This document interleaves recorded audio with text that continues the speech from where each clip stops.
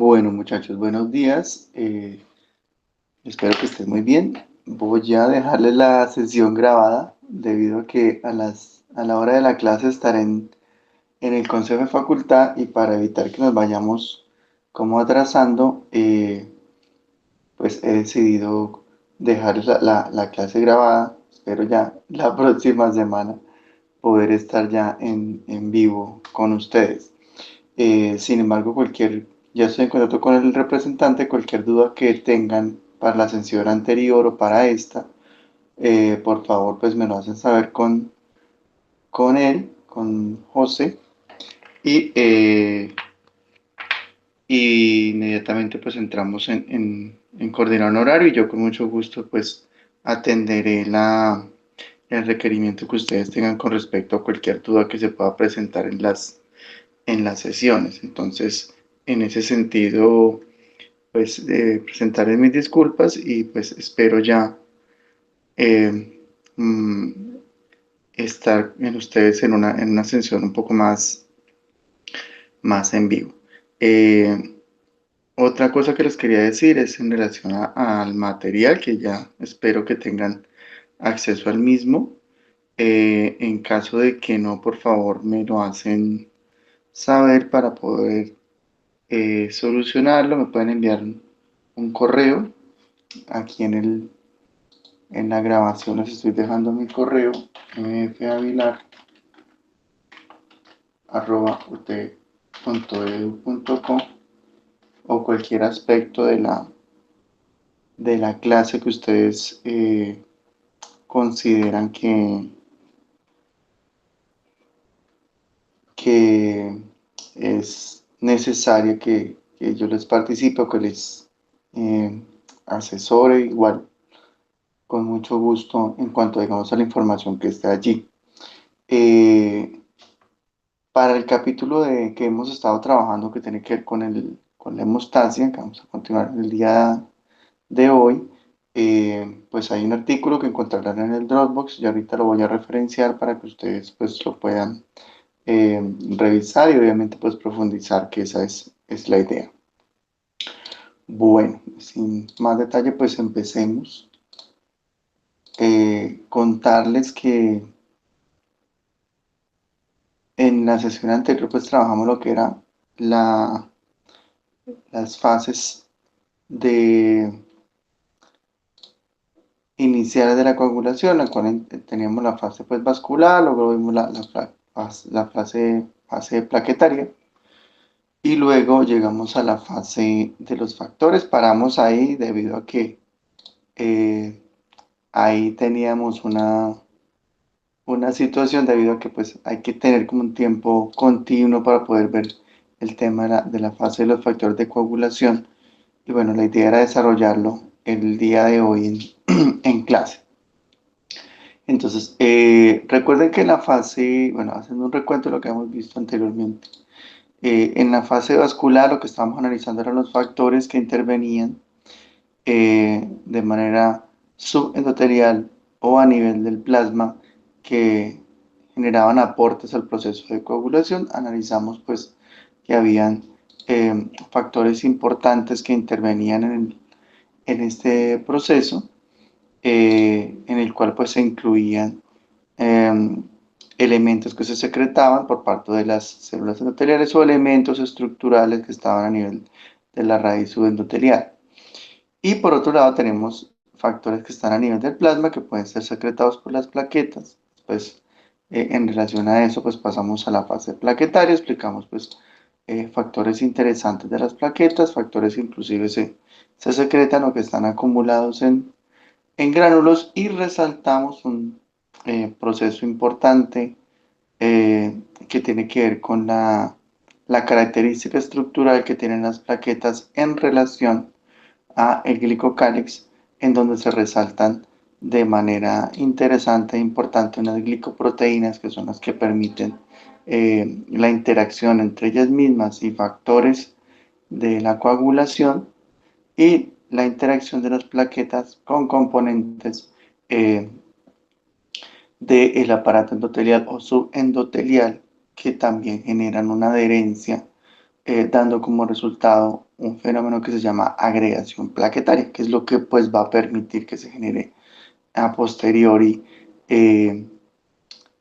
el tapón plaquetario, ¿no? Pero pues de momento no hay tapón así plaquetario porque se requieren otros componentes que vamos a ver ahorita en la cascada de los factores de coagulación, entre los que se incluye la fibrina, ¿sí? Entonces, de momento aquí lo que vemos inicialmente es la interacción entre las plaquetas y la formación y la agregación de esas mismas plaquetas, pero pues esto todavía no es suficiente para generar un efecto coagulatorio. Sin embargo, pues sí es un requisito primordial para que se dé. Resaltamos pues el rol de estas glicoproteínas que estaban en membrana y esas glicoproteínas pues no actúan solas, sino que también intervienen factores intermediarios como se vio en la clase anterior a raíz del factor de von Willebrand y este factor pues incrementa ese proceso agregante. De hecho hay enfermedades, la enfermedad de von Willebrand en el cual pues hay un desorden de la coagulación porque pues este requisito para la agregación plaquetaria no está y esto pues genera una serie de consecuencias patológicas. Bueno, y pues ya después de esto, después de haber entrado en la fase plaquetaria, pues ya iniciamos lo que tiene que ver con la fase de los factores de coagulación, ¿de acuerdo? Eh, es fundamental antes de iniciar con el proceso de la cascada de coagulación, que pues sí o sí, desde el punto de vista de su formación básica, pues la tienen que aprender de memoria, es eh, muy recomendado que sepan este fundamento primordial en su formación básica como médicos, debido a que es fundamental para el conocimiento de muchas patologías y también es fundamental, digamos, como un proceso fisiológico. Por tanto, es recomendado que ustedes pues tengan dentro de su memoria esta cascada, esta ruta, pues se ve un poco enredada, pero ya se van a dar cuenta que es realmente pues bastante sencilla su interpretación y comprensión. No estoy diciendo que no sea compleja, lo es. De hecho, hay aspectos que todavía a la fecha no se conocen muy bien en detalle, ya les voy a decir cuáles son. Pero desde el punto de vista como fundamental podemos comprenderla sin ningún problema. Este fenómeno pues de la coagulación históricamente se ha descrito desde la historia de la medicina, desde eh, los primeros estudiosos de la medicina en Grecia y toda la descripción que después se hizo a nivel de los fenómenos, hasta que ya a nivel del siglo XII, XIII y XV se empiezan a ya tener unos detalles acerca de lo que es el proceso de coagulación. Traigo a colación esto porque es que ustedes se van a dar cuenta que, por ejemplo, muchos de los nombres de los factores y de las funciones generalmente tienen como cierta actualización debido a que es un fenómeno que, como les digo, eh, poco a poco se ha ido descubriendo, ¿no? Y con relación a esto, pues yo les recomiendo para ya traer este artículo, que yo les recomiendo mucho que lo revisen, ya está pasando los años, voy a ver si busco ya uno más. En los últimos 3 4 años hemos estado trabajando este artículo con los chicos de Sistemas 2, pero pues ya es tiempo de que busquemos otro que de alguna manera nos aporte, aunque este es muy interesante, yo se lo recomiendo mucho, pero ya tiene sus añitos, ya es de 2003, ya tiene sus años, voy a buscar otro artículo para actualizar pues el tema. Sin embargo, pues no es que este tema cambie mucho realmente, pero sí su concepción y su interpretación tiende a actualizarse. Este artículo lo encuentran en el Dropbox, ¿sí? Una revista de alto impacto. Eh, y lo interesante que trae el artículo en particular es que de alguna manera actualiza muchos aspectos en relación a la coagulación como fenómeno y como interpretación, ¿de acuerdo? Eh, Y una cosa que me gusta del artículo, bueno, ya ustedes lo irán a ver en detalle, tiene que ver con que, si bien lo hemos dicho aquí en clase, la coagulación no es algo que tenga unos puntos de corte, todo lo contrario, es un proceso continuo. Desde el punto de vista de la interpretación, lo que hacemos es dividirlo como por etapas o por fases, ¿sí? De hecho, pues aquí lo hemos estado revisando en clase, eh, que la fase vascular, que la fase plaquetaria, que la fase de los factores, ¿sí? Como haciendo cortes, pero realmente en la realidad, pues esto no sucede así. Realmente es una continuidad de eventos, como ustedes ya bien pudieran interpretarlo. Sin embargo, dentro de la concepción del artículo, pues nos resumen a la coagulación realmente como tres fases en particular. Una fase de inicio, ¿vale?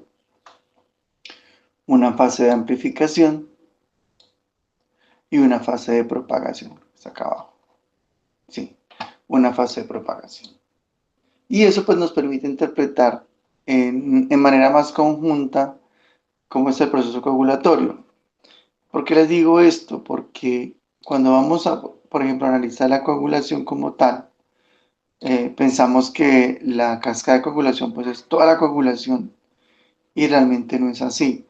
O vamos a ver ahorita más adelante que se subdivide en la vía extrínseca y la intrínseca y pensamos que todo eso es el proceso de coagulación, pero realmente lo que se ha visto en las investigaciones o en los procesos de actualización es que realmente son como etapas grandes, como fases, que es lo que explican acá en el artículo.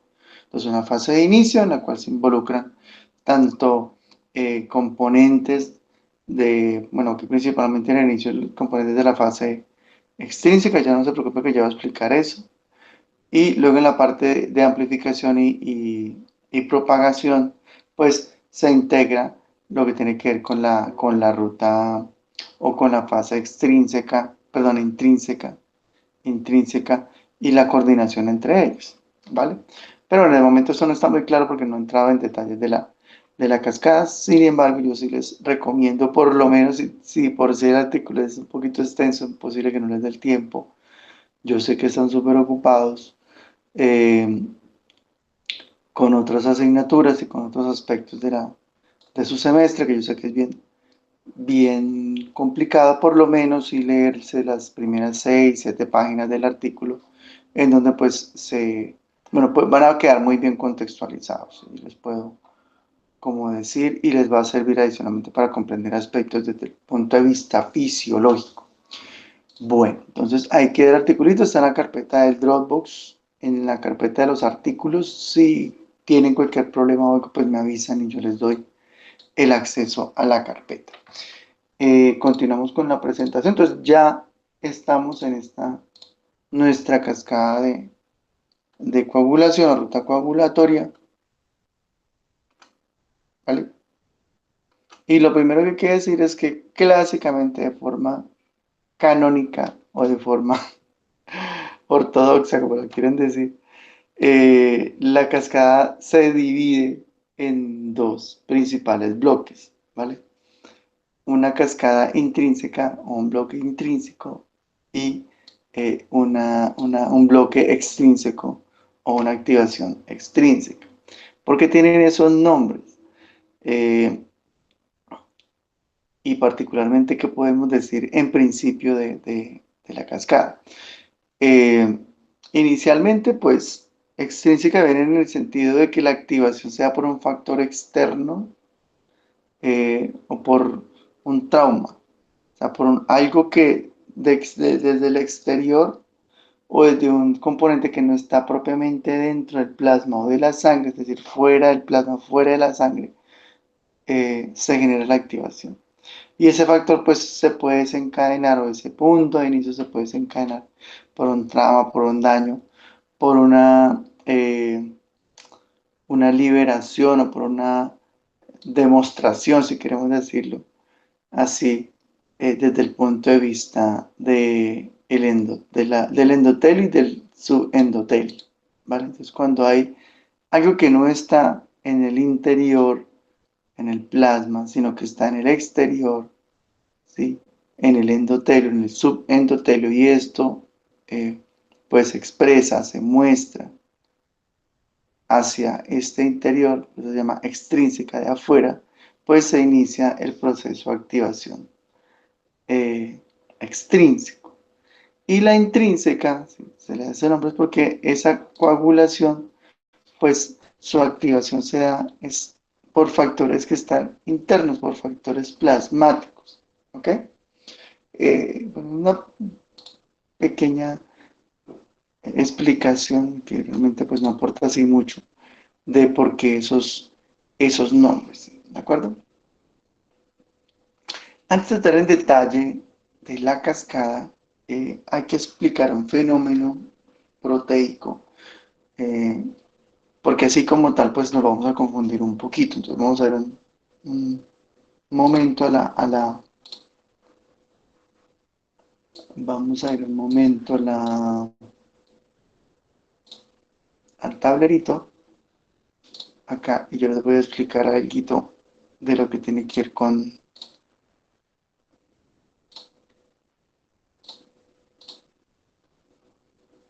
un aspecto pues bien, un fenómeno bien interesante, ¿vale? Los que estuvieron pues en sus clases de bioquímica y de fundamentos acá en la universidad o los que estuvieron viendo sus fundamentos en otras universidades, las personas que vienen de transferencia, les explicaron que las proteínas, es decir, estas máquinas moleculares, las proteínas como tal, ellas tienen procesos de activación. Recuerden que las proteínas son las que se encargan de hacer todas las funciones, ¿vale? Algunas proteínas tienen funciones enzimáticas o tienen actividad sobre otras proteínas. Entonces, una proteína activa a otra proteína o una proteína toma un sustrato, lo procesa, ¿ok? Y genera un producto, ¿sí? Es por ejemplo el caso de las enzimas. Las enzimas hacen eso, toman un producto y eh, generan un sustrato, pero toman un sustrato, perdón, y lo convierten en un producto. ¿Ok? Hay un cambio en la naturaleza debido a que la proteína está generando una transformación, una modificación. ¿Vale? Las proteínas tienen diferentes formas de actuar, ustedes lo saben muy bien. Entonces, eh, usualmente ellas no están actuando todo el tiempo. Bueno, hay unas que sí constitutivamente están funcionando, se mantienen ahí activas, todo el tiempo están ahí trabajando las proteínas. Pero hay otras que tienen que estar apagadas o tienen que estar encendidas. Es decir, que este fenómeno le llamamos fenómeno de regulación. Y el cuerpo pues se lo toma muy en serio. Entonces la regulación pues está diciendo qué proteína tiene que estar encendida y qué proteína tiene que estar apagada. Cuál se apaga y cuál se enciende. ¿Sí? Entonces para poder hacer esto, las proteínas tienen diferentes mecanismos de encendido o apagado. El que ustedes usualmente conocen muy bien, que es muy interesante, tiene que ver con aunque hay muchos más, ese no es el único, tiene que ver con la fosforilación. ¿Te recuerden que hay una proteína externa que pone un fosfato, ¿sí? Que es un grupo, pone ese fosfato en puntos específicos de la proteína, ese fosfato genera una respuesta electrostática, la proteína cambia su conformación y se activa, ¿vale? O lo contrario, tiene el fosfato pegado, ¿sí?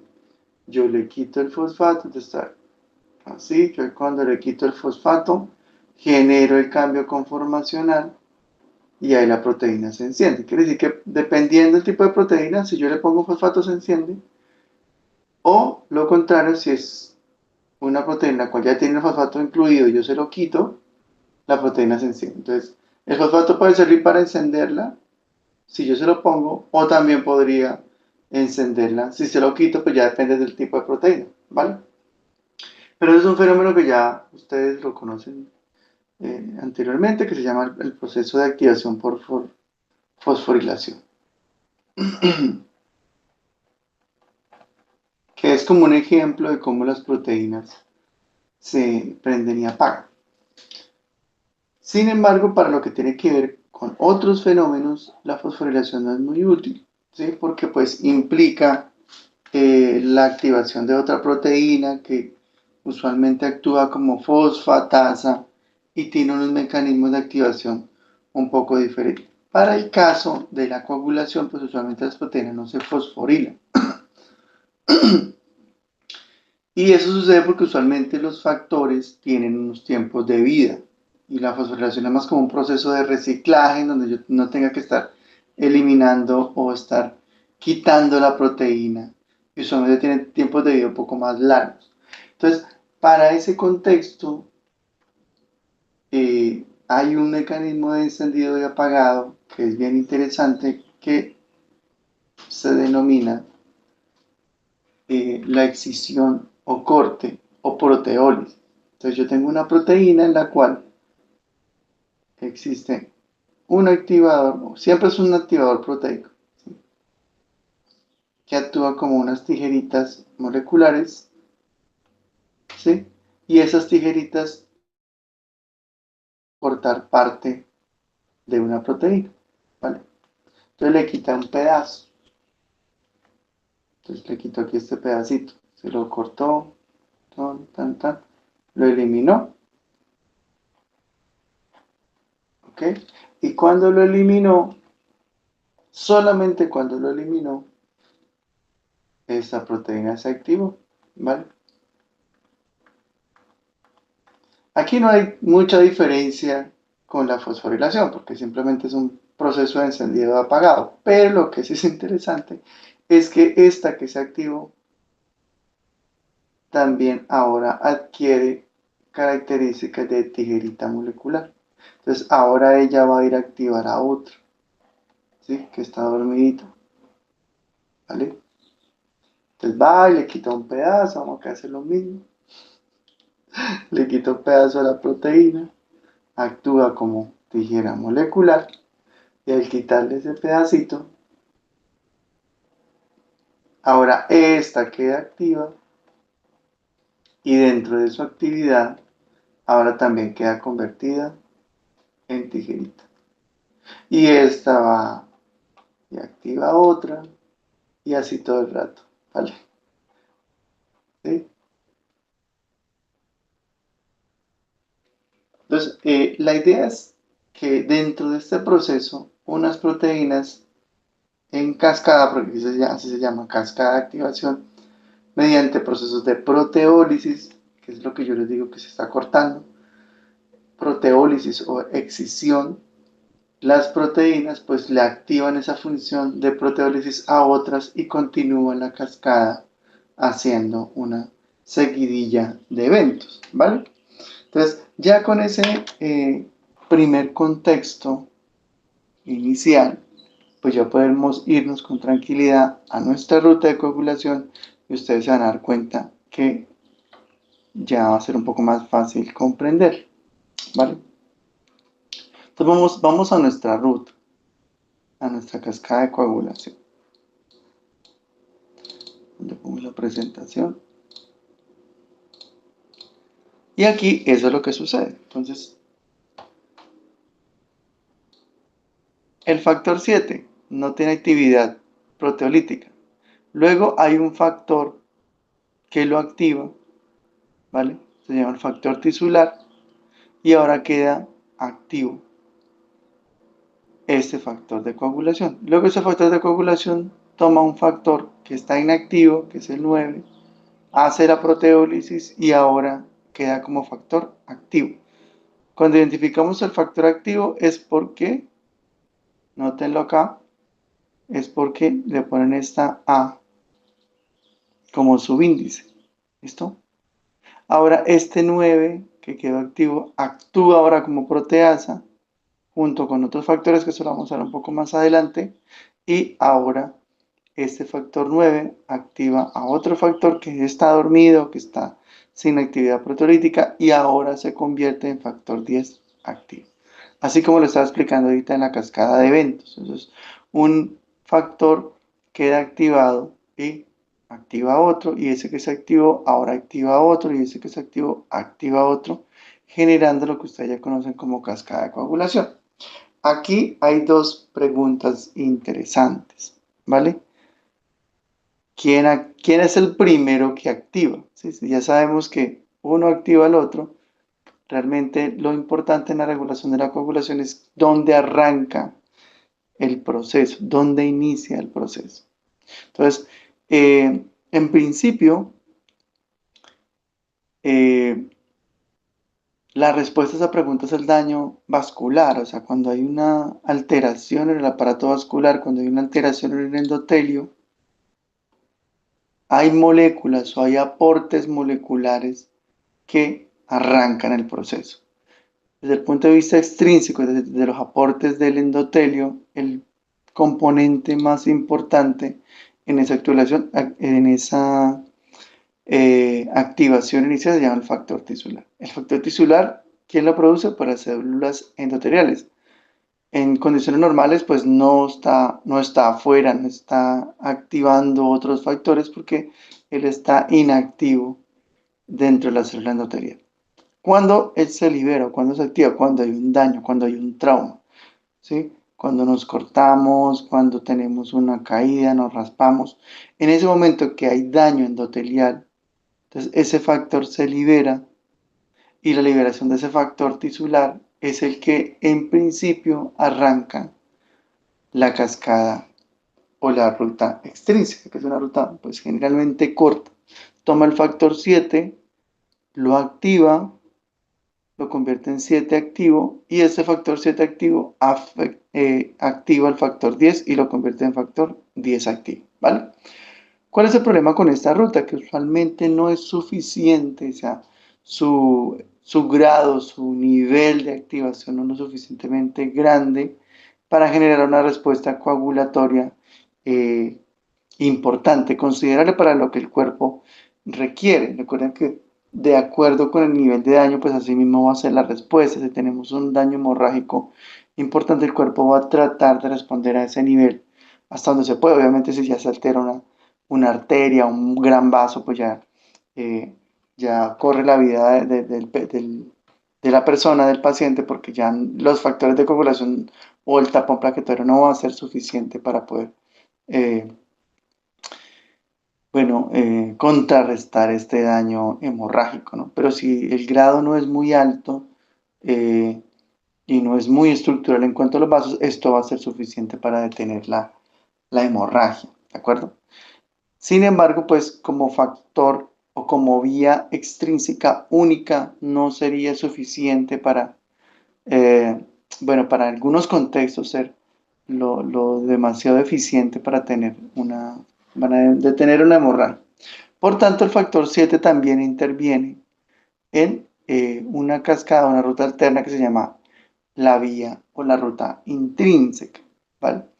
¿Qué pasa con esta ruta? Que ya tenemos unos factores que son propios del plasma, o sea, ya están en el interior del plasma, ¿vale? Y ellos ya pueden empezar a generar una respuesta un poco más eh, preponderante, una respuesta mayor, y controlar a mayor velocidad y más eficientemente la hemorragia, ¿vale? De hecho, también hay factores eh, del mismo plasma que permiten la autoactivación. Ustedes ven un poquito esto enredado acá. Tenemos un factor que se llama precalicreína, que es el factor inicial.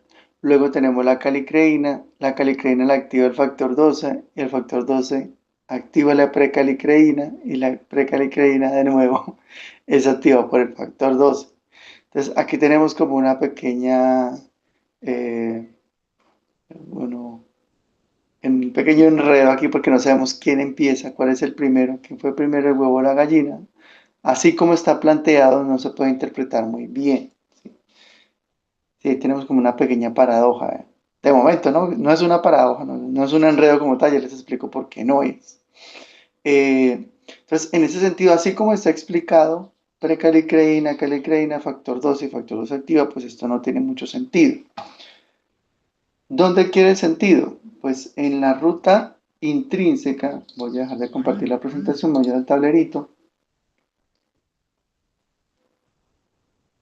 voy a compartirles el tablerito acá.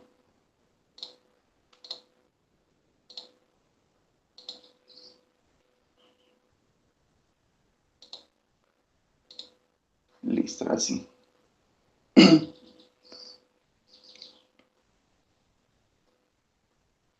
Bueno, pues aquí estamos en el tablerito, entonces mire, póngale cuidado. Voy a quitar todo esto, ya no lo necesitamos. Entonces ya sabemos que es cuando hay un daño vascular, cuando hay un daño en el vaso, en el endotelio, se dañó, tenemos mi vasito, tan, y yo que tengo un daño en el endotelio, algo pasó, ¿sí? Algo le pasó a ese endotelio. Entonces, la respuesta inicial en este endotelio es la liberación del factor tisular. Entonces, se libera el factor tisular y este factor tisular lo que va a hacer es tomar el factor 7 y lo convierte en factor 7 activo. ¿Listo? Este factor se activa. Ya sabemos por qué, porque ya esto se convierte de una proteína así inactiva a una proteína ya activa, ¿sí? Con su actividad de tijerita molecular y ya quedó activa, ¿vale? Y ella va a ir a activar al factor 10. Listo, hasta ahí va nuestra historia. Pero por otro lado, cuando esto se da, recuerden que nuestras plaqueticas empiezan a moverse y se empiezan a movilizar. Entonces nuestras plaqueticas empiezan aquí a agregarse. Y cuando ellas se agregan, recuerden que ellas tienen una secreción, un proceso de aportes de factores de crecimiento, de granulos alfa, entonces ellos empiezan a secretar eso. Y dentro de los factores, uno de los factores que secretan las plaquetas, porque no se las va a olvidar, aquí tenemos las plaquetas agregadas. Entonces cuando ellas se agregan, empiezan a secretar sustancias. Aquí tengo mi plaquetica, ¿sí? Ellas empiezan a pegar, recuerden que se pegan al endotelio, se pegan entre ellas, ¿vale? Y cuando lo empiezan a hacer, empiezan a secretar sustancias. Ya las pueden ver en detalle en la presentación. Entonces, de esas sustancias que secretan ellas, esas plaqueticas, hay un grupo de moléculas que se llaman polianiones. Polianiones. También en literatura los conocen como polifosfatos. Polifosfatos. Recuerden que un fosfato es un átomo de fósforo con un montón de oxígenos. ¿Sí? Oxígeno, oxígeno, oxígeno. Y usualmente el oxígeno está cargado negativamente. Entonces, estos polifosfatos, pues, ¿qué son? Grupos de fosfatos unidos entre sí y todos tienen carga negativa, ¿vale? Los fosfatos todos tienen carga negativa. Ahorita la acá porque nos confunde un poquito. Entonces, cuando en esos fosfatos está ese incremento de cargas negativas, esas cargas negativas de esos polianiones toman el factor 12, que es un factor que se llama factor autoactivante porque él solito se activa, pero solamente se activa si hay unas cargas negativas. Entonces, aquí está el factor 12, ¿sí? Él está inactivo, pero cuando él detecta esto, él detecta que hay cargas negativas, él se activa solito. ¿Listo? Y ahora se convierte en unas tijeritas moleculares, ¿vale? Entonces, cuando él hace esto, ya toma más sentido este enredo que teníamos acá, ya lo que decíamos que era una paradoja, ya no lo es, ya no tenemos enredo porque ya sabemos que este factor, perdón, yo los comparto aquí, este factor 12, cuando hay un aporte desde el plasma, que en este caso es lo que ha empezado a secretar las plaquetas, este factor 12 se activa, queda activado y cuando queda activado lo que hace es activar a la precalicreína. Y ahora la precalicreína se convierte en calicreína y ahora ella puede activar al factor 12. El factor 12 no depende de polifosfatos únicamente, sino que ahora es activado por dos factores, por los fosfatos y por la calicreína. Y ahora tenemos un incremento en la producción de factor 12 activo. El factor 12 activo ahora genera factor 11 activo y ese factor 11 activo ahora va a tomar el factor 9, lo convierte en factor 9 activo y ese factor 9 activo, ahora ustedes ven que la flechita ahorita es un poquito más gruesa, eso es a razón de que la cantidad o el volumen de estas proteínas y de esta fase de activación, si tú lo comparas con el factor de tisular, el factor 7, es logarítmicamente mayor, o sea, hay muchos más factores que esto.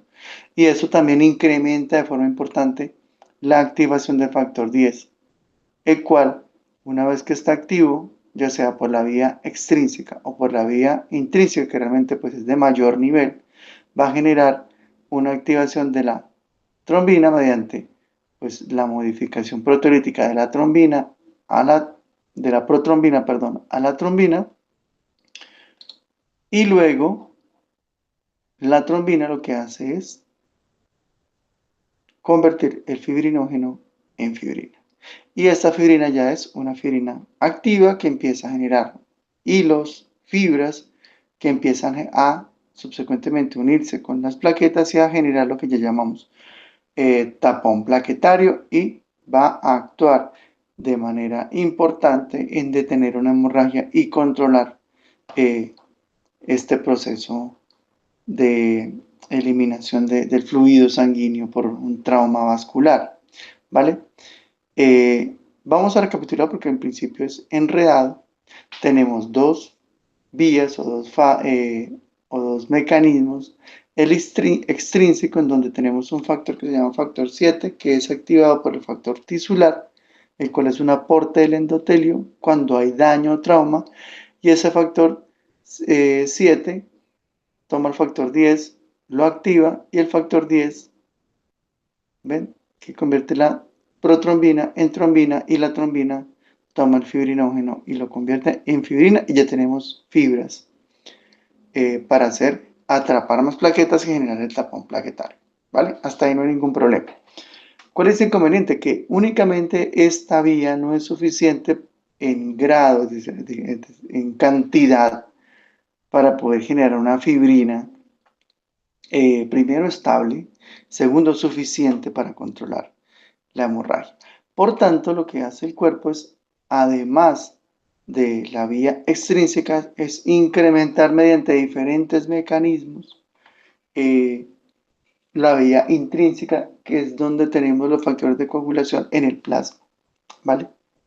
Y en ese mecanismo de factores de coagulación en el plasma, lo que vemos y lo que sucede es que tenemos aportes desde diferentes ramas, por decirlo así, que incrementan de manera importante la cantidad de factor plasmático activo. ¿Cuáles son los factores que están en el plasma? El 12, el 11, el 9, ¿sí? Esos factores están ahí en el plasma, se requieren activar y para hacerlo entran en conjunto una serie de fenómenos. El primero es de los polifosfatos, ¿vale?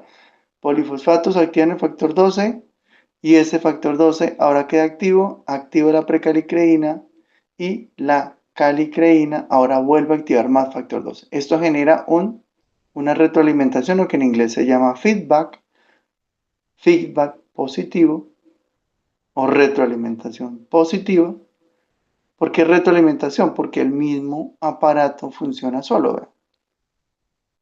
Desde que se le dio el startazo, el arranque con los polifosfatos, el 12 quedó activo, el 12 activa la precalicreína, la precalicreína se convierte en calicreína y la calicreína activa al factor 12 para esto potenciarse, ¿ve? Genera más calicreína activa, miren, vuelve a activar más factor 12 y así todo el rato, ¿vale? Entonces, esto se potencia. ¿Que le quieren echar más potencia? Listo, se puede. ¿Cómo? La trombina que quedó aquí generada, por ejemplo, por el factor tisular, ahora interviene también en activar al factor 9. ¿Quién activa al factor 9? El factor 12 activo. Si bien eso ya está potenciado porque se autoactiva solito, mírenlo, ahora viene un factor adicional que es la trombina que se activó en la vía extrínseca a incrementar el proceso. Hay otro factor que es el de los cininógenos. Ustedes ya conocen uno que es la bradicinina o bradiquinina, creo que lo vieron en el semestre pasado. Los cininógenos son una serie de moléculas que intervienen en procesos, por ejemplo, creo que en la coagulación del semen, en la presión sanguínea y también intervienen aquí en la coagulación de la sangre. Hay varios. Por ejemplo, la bradicinina interviene en fenómenos de presión. Y hay una familia de ellos, uno de ellos de esa familia de cininógenos es este que se llama, bueno, acá están las siglas en inglés, que es el cininógeno de alto peso molecular, que es este, ¿vale? Este amarillito. Cininógeno de alto peso molecular. ¿Para qué sirve? Él forma un complejo con este factor 12 activo y él incrementa la activación del factor 9. Entonces, si ustedes se están dando cuenta, y, bueno, si de pronto están un poquito perdidos, pueden devolver un poquito el video y repiten un poquito lo que hemos estado viendo. Hay diferentes factores que se empiezan a sumar en la vía intrínseca, cosa que no pasa en la extrínseca, no sucede eso. Solamente tenemos el factor externo, el tisular, y ya llegamos a la activación del factor 10. Acá no, en la intrínseca estamos sumando factores todo el rato. Fosfatos, calicreína, luego llega la trombina, luego llega el cininógeno. Entonces, hay un montón de factores que se empiezan a sumar para generar una potenciación o una retroalimentación positiva que trae como consecuencia un incremento en la producción de factores activos, ¿vale? Entonces, aquí en principio tenemos un nivel bajo, pero si ustedes empiezan a echarle cuento a esto, se van dando cuenta de que el factor 12 ahora va a quedar más activo, el 9 ahora va a quedar más activo, el 11 y luego el 9 va a quedar mucho más activo porque hay factores que se empiezan a sumar al fenómeno. ¿Ven? Por hacer simplemente una idea, ¿ven? Aquí, digamos que aquí hay 100 factores, bueno, diga que hay 1000 factores, 12. Hay una precalicreína que luego convierte a una calicreína y ahora va a activar a un factor de esto, al 12. Ahora queda uno activo de los 12. Ahora, ese que está activo aquí, junto con otra precalicreína y calicreína, ahora ya no va a activar a uno, sino que va a activar a 2. En la siguiente vuelta va a activar a 4. En la siguiente vuelta va a activar a 8 y así logarítmicamente esto empieza a sumarse. Solamente por este lado, en pocos ciclos, logarítmicamente esto empieza a incrementarse la cantidad de factor 12 activo.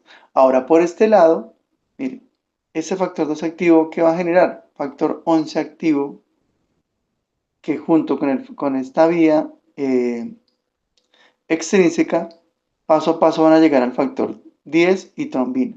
Esta trombina activa ahora, miren, actúa como factor adicional. Entonces no solamente el factor 12 activa, sino también la trombina promueve actividad del factor 11. ¿Ven? Por eso es que ustedes ven acá en esta grafiquita que esta flecha se pone más gruesa. Y es debido a que los aportes de los mecanismos de autoactivación o mecanismos corriente abajo, como la trombina, incrementan de manera importante la activación de factores en la vía intrínseca, trayendo como resultado, digamos, una excesiva y rápida activación del factor 9 que ahora va a trascender de forma importante en la activación del factor 10 para generar trombina. Y esa trombina, entre más trombina se produzca, pues más activación de la vía intrínseca se va a dar. ¿Ven? Entonces todo eso tiene una potenciación, un mecanismo de potenciación, pero tiene un límite. Ya usted se lo tiene que imaginar. O sea, esto no puede quedar activo todo el tiempo porque si no se coagularía toda la sangre simplemente por un solo trauma pequeño. Entonces tiene que tener un mecanismo de stop, tiene un mecanismo de detención o de control que impida que esto termine funcionando de manera automática, porque si no, como les digo, sería una excesiva coagulación frente a un evento que podría ser controlado rápidamente. Aquí tenemos otro fenómeno interesante y tiene que ver con que la fibrina que se genera no es una fibrina completamente estable, ¿sí? Se genera a partir de unos eh, precursores que se llaman fibrinopéptidos. Los fibrinopéptidos empiezan como a unirse, ya lo vamos a ver un poco más, bueno, voy a adelantarme, no pasa nada. Vea, esos son los fibrinopéptidos. Entonces, aquí tenemos el fibrinógeno, se convierte, bueno, después de que es clivado por la trombina, tenemos los fibrinopéptidos y ahora ellos van a generar una fibra, un monómero de fibra, únicamente pues de la fibrina. Pero esta fibrina es un monómero, es decir, que es un solo componente y para que la fibrina sea realmente fuerte, se requiere que se empiece como a polimerizar, empieza a generar más componentes a nivel fibroso. Para que esto suceda, se hace necesario que se generen unos puentes cruzados, que son esos que ustedes están viendo acá, que son unos enlaces. Esos puentes cruzados o enlaces solamente se dan cuando tenemos un factor que se llama factor 13 activo. ¿Quién lo activa a él? La trombina.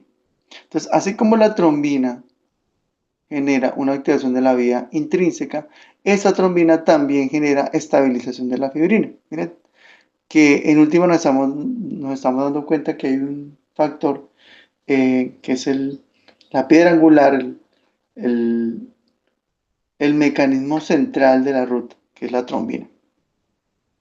Entonces, esa trombina acá nos incrementa la vía intrínseca, pero también nos estabiliza el polímero de fibrina y nos genera una fibra completamente estable.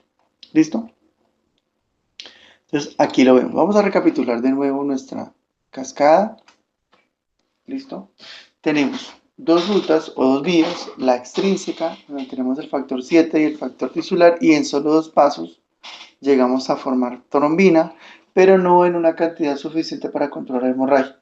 ¿Cómo generamos una cantidad suficiente? Pues esta misma trombina que se activa acá interviene junto con el aparato del factor 12 y su autoactivación con polifosfatos y con el sininógeno de alto peso molecular para generar una cantidad suficiente de factor 11 activo, el cual promueve la activación del factor 9 activado, el cual va a generar activación del 10, que después permite la formación de trombina.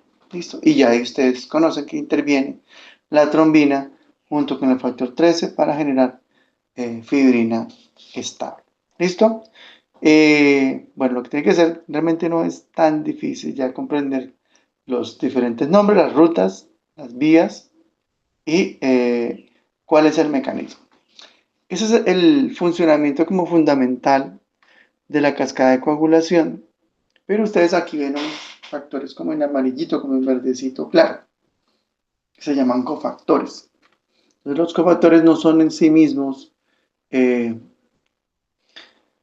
no son en sí mismas proteínas de la coagulación como tal, pero se intervienen para que uno, o se incremente, o dos, se estabilice la producción de factores de coagulación activos. Entonces, en ese sentido, es donde se lleva a cabo la importancia de los factores.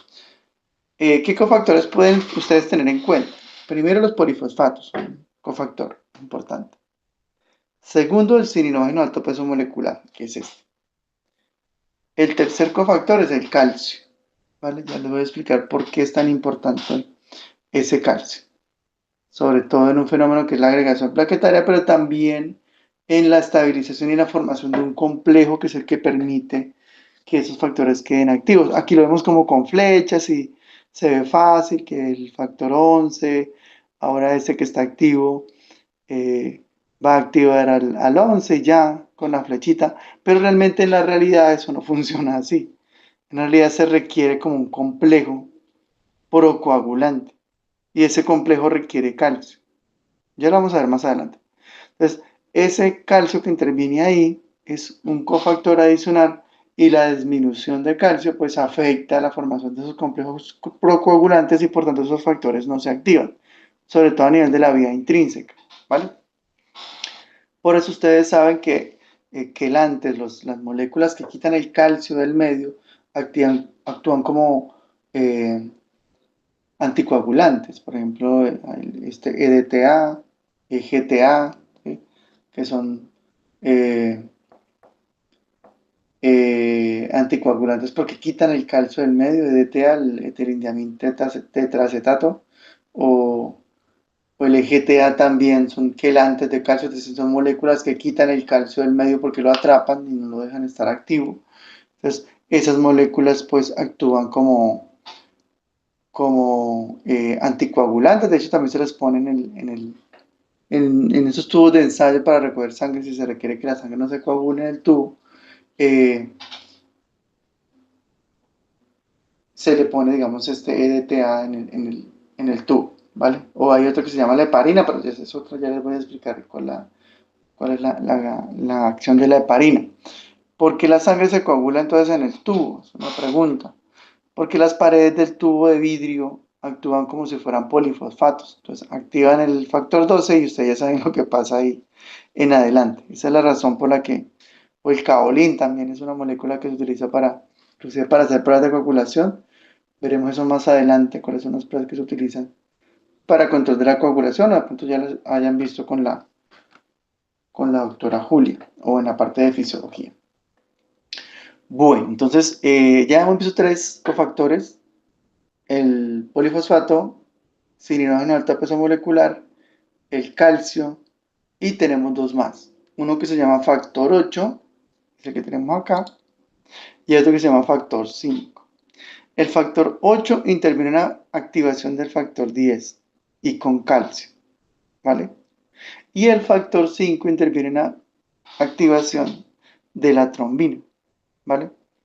Esos cofactores son fundamentales, muy importantes, sobre todo el factor 8, porque sin él no se genera este punto central de conexión de las dos vías, que es la activación del factor 10. Entonces, sin este, de hecho, esto da pie a una enfermedad que se llama hemofilia, si hay deficiencia del factor 8. Hay dos tipos de hemofilia, bueno, después la escribiremos, la hemofilia A y B. En la A tenemos deficiencia del factor 8 y aquí esas personas tienen riesgo importante de hemorragias graves y serias porque hay procesos que no permiten una coagulación apropiada, sobre todo porque no está este cofactor. Acá está la lista de factores. Yo les recomiendo que por lo menos le peguen una revisada porque hay unos que ustedes van a encontrar en la literatura que usualmente, pues no es muy común ahora porque la literatura se actualiza muy rápido, pero no haya que ustedes de pronto estén consultando un libro y encuentren el nombre del factor, que es el nombre antiguo. Entonces, por ejemplo, el factor tisular, antes se le llamaba tromboplastina, todavía se le llama así. Al factor 12 se le llamaba factor Hagman. El factor 9 no, tiene otro nombre llamado antecedente tromboplastínico del plasma. Factor 9 se le llamaba proacelerina. El factor, perdón, 7. Al factor 9 se le llamaba factor Christmas. El factor 8, factor antihemofílico. ¿Sí? La enfermedad deriva también de este factor. Al 10 se le llama factor Stuart. Al factor 5, factor lábil. ¿vale? Y acá ustedes van a ver la naturaleza del factor, ¿sí? Y qué hace, porque es que no todos los factores tienen esto que yo les explicaba de las tijeritas y esto, no todos los factores tienen ese mecanismo de, de acción. Ese mecanismo, para darle un nombre, no decirle más tijeritas y esto, porque no son nombres técnicos, así no los van a encontrar obviamente en la literatura, yo lo hago más a nivel didáctico. El fenómeno se llama el fenómeno de simógeno, ¿sí? O acción simógena, con Z. Entonces, el fenómeno de simógeno, la acción simógena, se refiere particularmente a esta cascada de eventos donde un factor es activado por otro, ¿sí? Generando una cascada de activación.